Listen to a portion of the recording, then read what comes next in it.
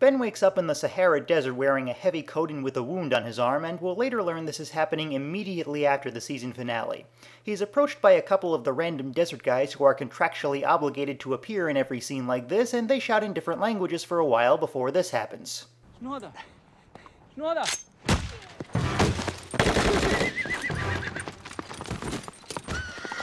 Surrender! Surrender! Oh, so you do speak English?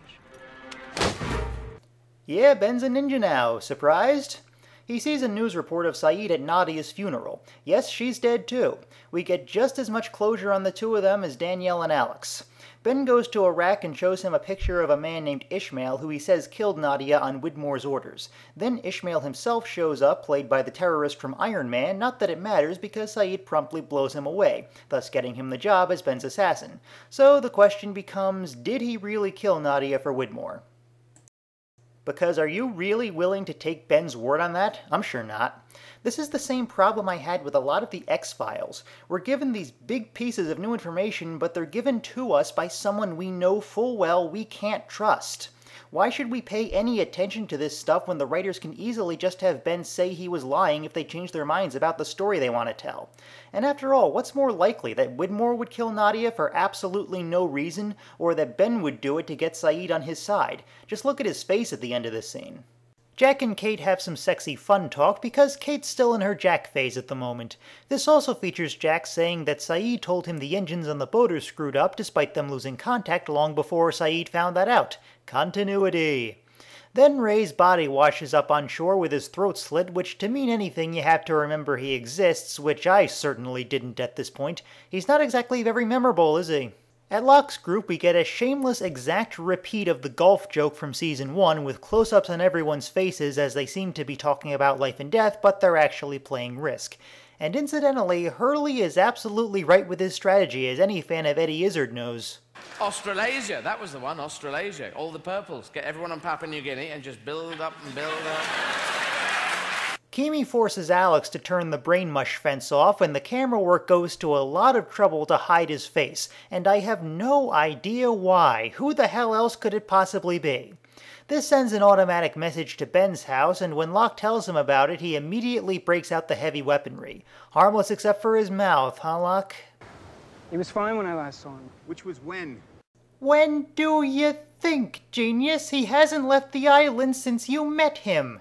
Sawyer goes to get Claire, and then one of the funniest things ever happens. Just get back inside and wait until...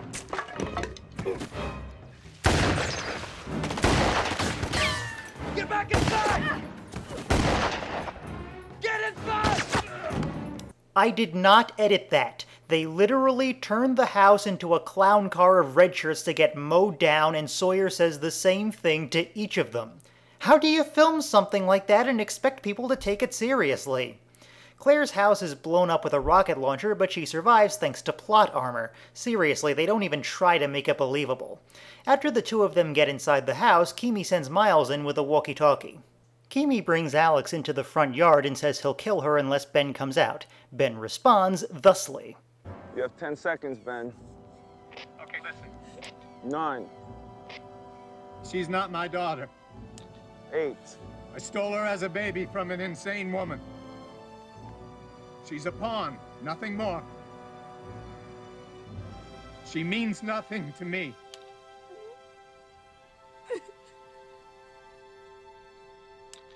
I'm not coming out of this house. So if you want to kill her, go ahead and do it. I love that look on his face. It perfectly encapsulates that feeling of someone finally refusing to follow his script, to which his brain performs an illegal function and is shut down.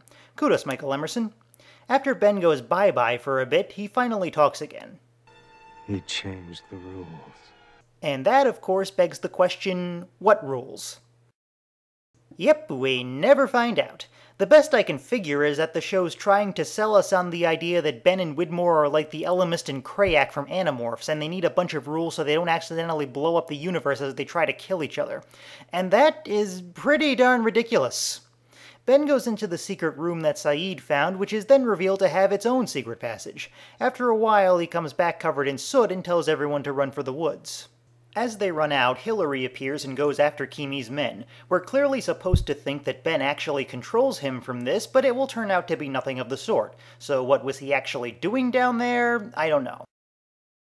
Ben stays behind for a bit to cry over Alex's body, and yes, we're actually supposed to feel sorry for him here. Michael Emerson does his best, but I just can't buy it at all. The man is a complete sociopath. He doesn't have this kind of emotion in him. Daniel rigs up the phone so they can communicate with Morse code and gives a safe pat translation of what the boat sends back. Unfortunately for him, Bernard also knows the code and reveals that they said Ray is fine. And this is the point that Jack finally just snaps. Why are you lying? Why did you say that the helicopters are coming back? Jack! Were you ever gonna take us off this island?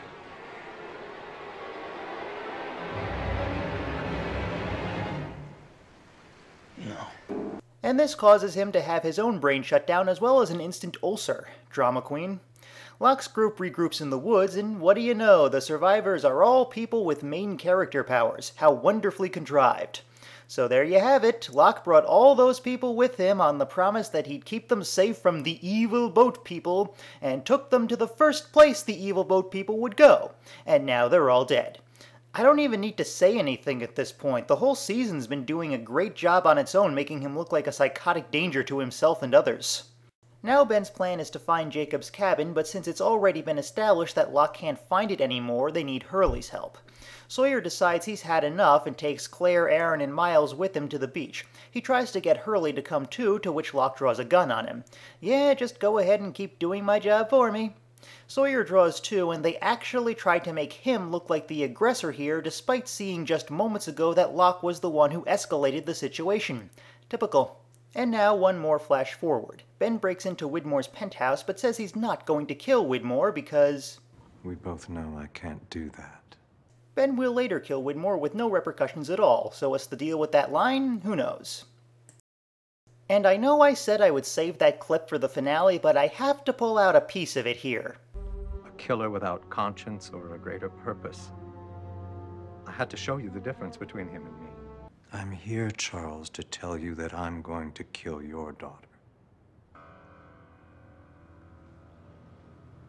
Penelope, is it? So let's review. This episode in particular is written in a way that to me at least seems to indicate that the writers knew on some level that they'd screwed up.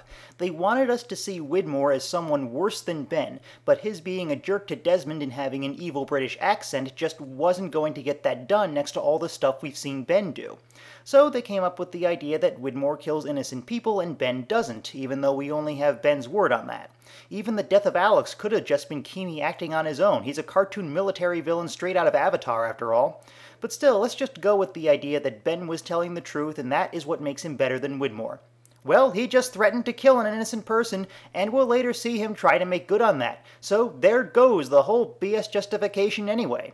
If I can give a little shout out to Pop Arena, the last time I saw a script have to contort itself so much to push its ridiculous value system on us, it involved Liam Neeson being left to die in a train. My score for The Shape of Things to Come is 7 out of 10. The insistence on our seeing Ben as the better option to Widmore, even if not as the actual good guy, becomes more twisted than ever, and the use of Kimi as a cartoon villain who does things just because he's the villain becomes very obvious. But it's still a pretty fun action piece if you turn your brain off, and it is a real kick seeing this kind of big stuff happen outside a season finale for once. This is the kind of thing I point to as what the show should have been like all the time, at the least.